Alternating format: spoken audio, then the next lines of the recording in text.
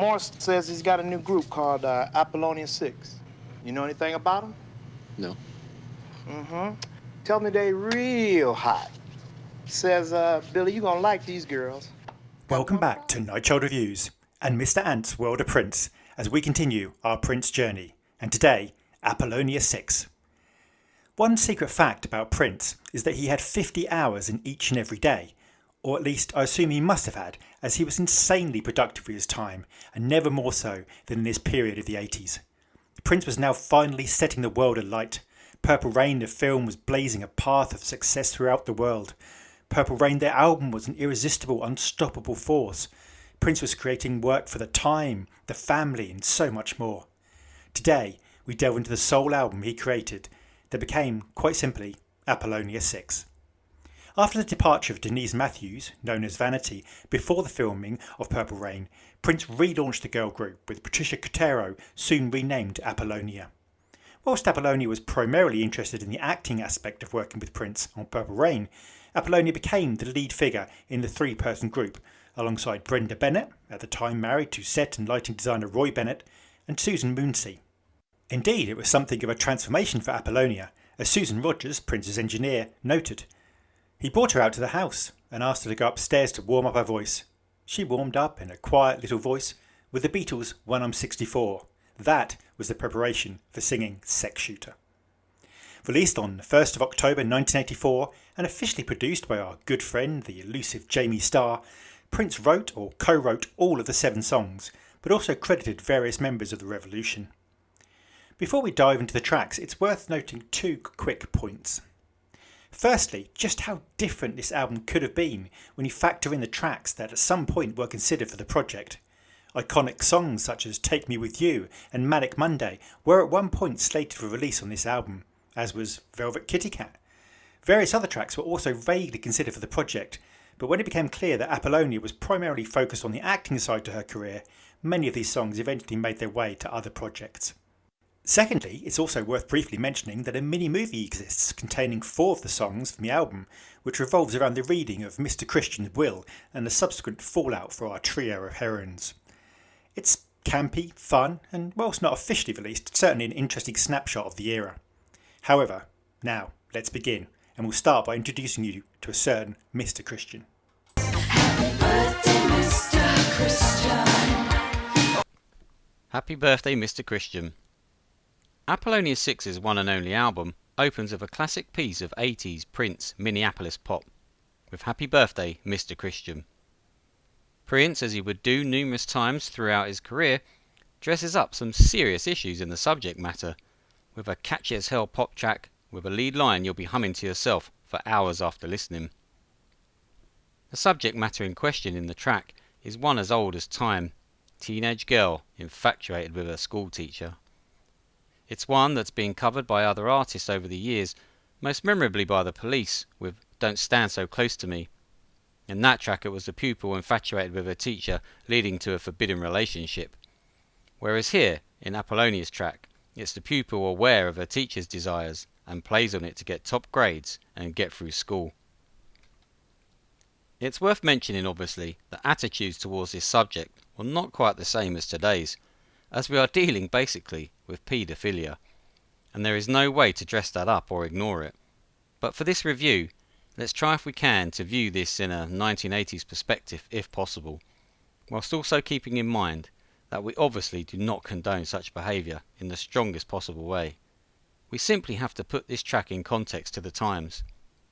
Back in the 1980s, even when I was at high school, there were many girls who fancied a teacher or who had older boyfriends outside of school who would often pick them up after school in their cars.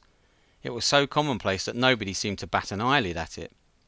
God, even here in the UK, former Rolling Stone bassist Bill Wyman, who was 47 at the time, was having a relationship with a 13-year-old girl, Mandy Smith. Mandy Smith, who was a teenage model at the time, with the relationship then going public when she reached 16, the legal age of consent in the UK. And then they married when she was just 17. As I said, different attitudes and times indeed. Anyway, so back to the music. That is, after all, why we are all here. Happy Birthday, Mr. Christian sees Apollonia on lead vocals, with Brenda Bennett and Susan Moonsey also on vocals. Although it's thought that although Susan is credited, she actually didn't sing on the track. Susanna Melvoin and Brown Mark are also on backing vocals, with Prince playing all the instruments. Lyrically, we hear about how this girl was a fast developer and fast in general, and in exchange for top grades, she would teach her teacher a thing or two in the love department. Late in my early teenage, I was considered fast. While some of the girls were failing, I passed in every class. Our principal's name was Christian, and I played upon his fears. In exchange for my diploma, I loved him through the years. Later on, in an almost throwaway line, we hear what often so happens in these relationships, that the girl has had his baby. We had our love down to an art form. Each act was like scenes from a play. With every lesson I gave him, Mr. Christian gave me an A. I graduated with honours, a riddle to everyone. Everyone except Christian, Mr. Christian, and I, and our son. Musically, this is another synth-heavy offering with a reoccurring wah wah wah effect backing up each verse, and later on we get a simulated horn section after a call-out for horns by Apollonia. The backing vocals sit well behind everything, and the harmonies of Brenda and Susanna are a highlight. The track closes out with a rendition of Happy Birthday to You by Apollonia, followed by the sound of gunfire, not the present Mr. Christian was expecting, bringing to a close a strange but catchy and controversial album opener. I'm a sex shooter, shooting love in your direction. Undoubtedly the monster hit of this album. This track takes centre stage in the Purple Rain movie, and more recently we were treated to Prince's original version on the Originals project, which was fascinating and well worth seeking out. The single actually features a longer version of the track stretching out to 6 minutes 45, and has become in many ways indicative of Prince's classic mid-80s. The track explodes out of the gate with a rising, swelling and undulating pulse of synth flex before the main earworm groove kicks in. The synth motif is instantly memorable and has the same sense of fun and unbridled energy as the previous classic from Vanity 6's Nasty Girl. The lyrics themselves are confidence and playfulness personified. The content, whilst ostensibly sexual, is much more saucy than scandalous and circles the idea of Apollonia and her two cohorts being the sex shooters, shooting love in your direction. Mentions of kiss the gun and I need you to pull my trigger baby, and even I'm your bomb ready to explode, reinforce the notion of pent-up erotic abandon and provocative desire. It's truly one of those tracks where you just can't help but feel upbeat and carried along with the vibe. Apollonia's voice isn't a powerhouse that pierces the sky, but it doesn't need to be to carry this song perfectly. She undeniably serves the song with the required amount of verve and toying campness. Look out for some great little keyboard notes at around 1 minute 40, Apollonia's little vocal at 1 minute 50, and the whoa whoa refrain. The little breakdown which begins "No girl's body can compete with mine" and ends with Apollonia's voice breaking a little is pretty cool, and is a little nod perhaps to Vanity with the line "All the nasty people sing it." The extended long version breaks down at 4 minutes to a nice keyboard solo and some vocal noodling by the group, which moves from speaker to speaker and allows Brenda some more prominence. Overall, the centre point of the album, and one that helped propel the project from the launchpad of Purple Rain. 7:30 and there's still no sign of my baby's blue limousine. The album's third track, Blue Limousine, marks the end of a fairly strong opening to this album. Those 3 tracks made a pretty solid start to proceedings, which sadly begins to fall away a little bit after this. Blue Limousine is a real airy and breezy synth rock track, and its imagery brings to mind those sprawling American cities on a hot summer's night when the sky is illuminated by the endless jungle of office blocks towering above the city streets, where somewhere this blue limousine is cruising the city streets as its owner is out on the prowl. The basic premise of the track is about an unfaithful lover who likes them pretty and likes them in their lingerie, a garment that was a staple in many songs by the time and Vanity before this. Once again, the track is synth heavy with another strong lead line underpinned with synth chords, bass and a driving drum beat. Brenda Bennett has the lead vocal on this track and does a fine job, with backing vocals provided by Susanna Melvoin and Jill Jones, with Prince playing all the instruments. Although written by Prince, the track was credited to Apollonia for the words and Sheila E for the music. The track was released as the second and final single from the album, but failed to chart anywhere. Lyrically, we hear the account from Brenda, who is waiting in vain for her baby to turn up in his blue limousine, knowing full well what he's up to. 7:31, I planned for him to spend the night.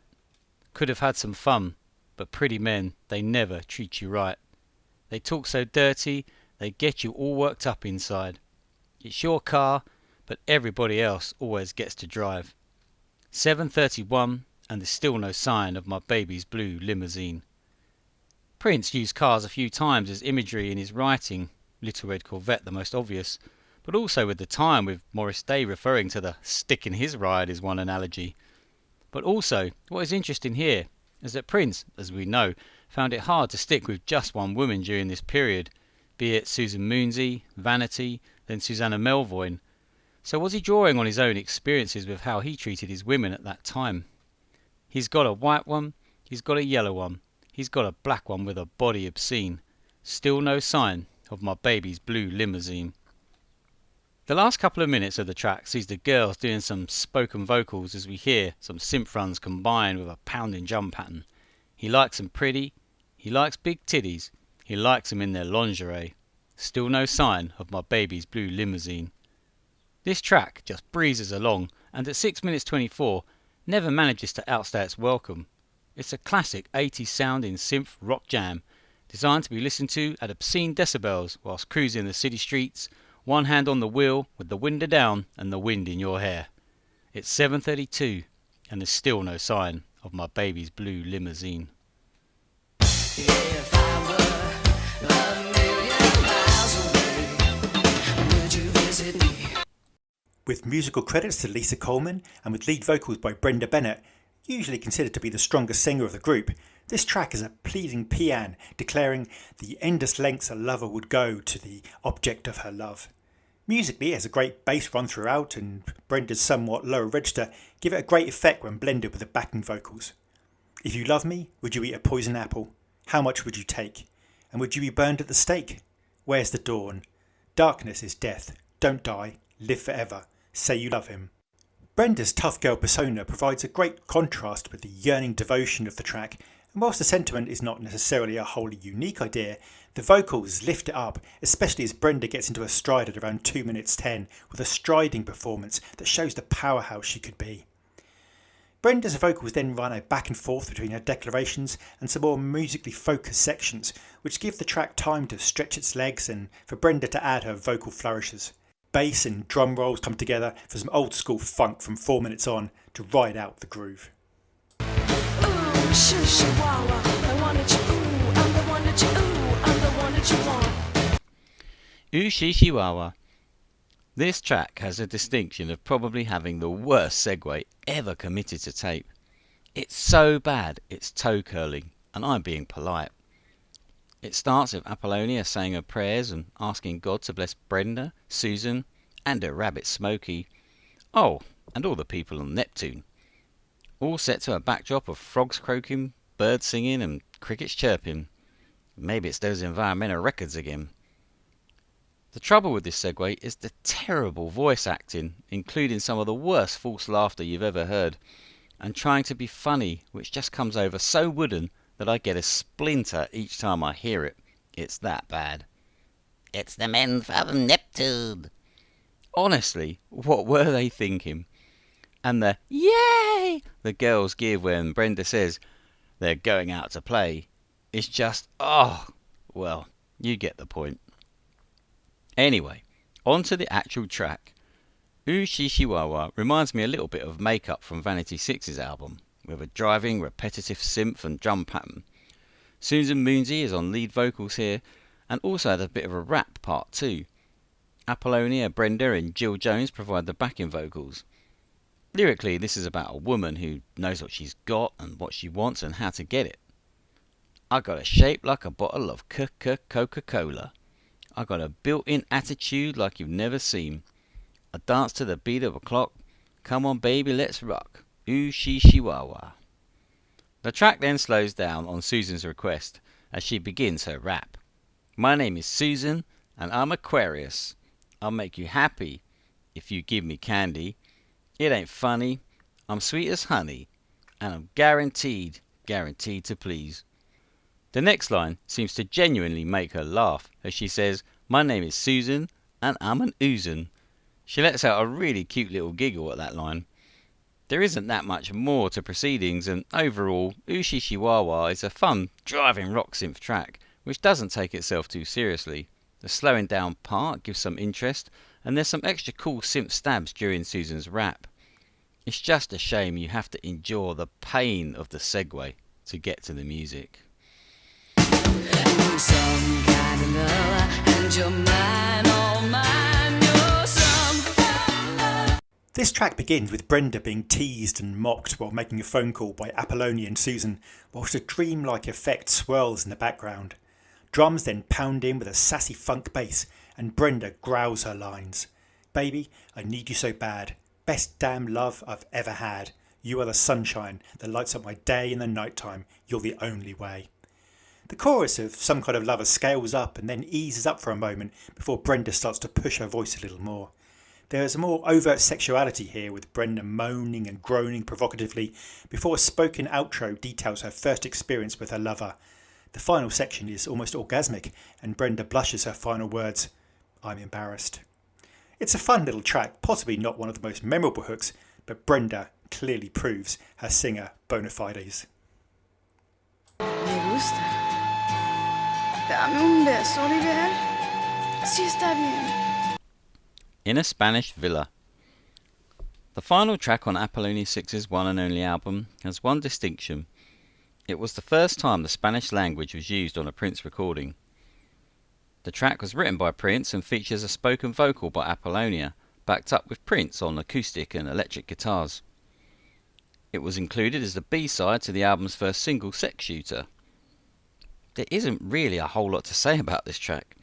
Apollonia appears to be speaking to some guy she's just met called Oliver, talking about being lonely and waiting for the man of her dreams to come for her before asking Oliver to kiss her on the lips, then bidding him goodbye. There is some cool guitar noodling by Prince, probably the highlight of the track, and the track probably would have been much better off as an instrumental segue. And that's really all there is to it, and as the album's final track, it closes out proceedings with rather a whimper than a bang. Despite all the tracks that were omitted from this album, it's an interesting ride, from the enchanting and intriguing Happy Birthday Mr. Christian, the vibrant Sex Shooter, and the catchy funk hook of Blue Limousine. Apollonia 6 is an interesting capsule of Prince's relentless creativity and ability to write for women, something that would continue over the years, resulting in a series of hits for female artists. Prince was always intently determined, after seeing the film The Idolmaker, to, alongside his meteoric rise to stardom, to also be the unseen power behind the throne, whether in the guise of Jamie Starr, Alexander Nevermind, or the Paisley Park moniker. In many ways, Apollonia laid a new kind of template for a sassy, sexually confident girl group who pushed the envelope of the time, and indeed set the blueprint for years to come. Apollonia 6 is an album that one doesn't need to genuflect over too seriously. It's light, fun, sassy, confident, and sonically plush. Brenda, Apollonia and Susan share the vocal responsibilities, and despite Prince being the guiding musical and lyrical force, they managed to stamp some of their own identity onto the album, and there was a certain camaraderie between these women that works in the mini-movie and the album, and of course the Purple Rain film itself. This was destined to be Apollonia 6's only album, and the group all went off to do their own things, but some part of me still likes to think of the group dancing their hearts out and existing in some alternate 80s world. Here's to you, Apollonia 6. Thank you.